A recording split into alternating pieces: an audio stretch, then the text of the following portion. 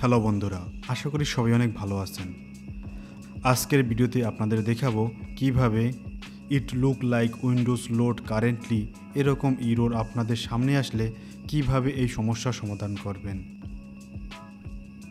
আমরা যদি রিসেট মাই পিসিতে ক্লিক করি তাহলে পিসি রিসেট হবে এবং পুনরায় একই সমস্যার সম্মুখীন হতে হবে। এর জন্য আমরা ক্লিক করব সি অ্যাডভান্স রিপেয়ার অপশন এবং সি রিপেয়ার অপশনে ক্লিক করার পরে আমরা দেখতে পাবো continue travel should turn on your পিসি।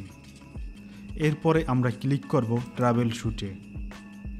এখানে দেখা যাচ্ছে রিসেট দিস পিসি এবং অ্যাডভান্স অপশন। আমরা যাব অ্যাডভান্স অপশনে। এরপরে আমরা বিভিন্ন রকম ফিচার দেখতে পাবো।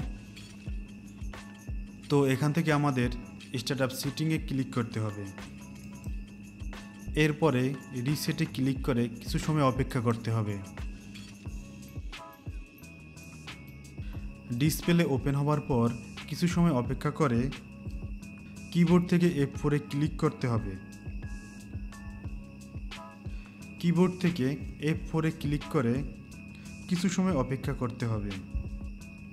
আপনার কম্পিউটারে যদি পাসওয়ার্ড থাকে অবশ্যই আপনার পাসওয়ার্ডটি দিতে হবে।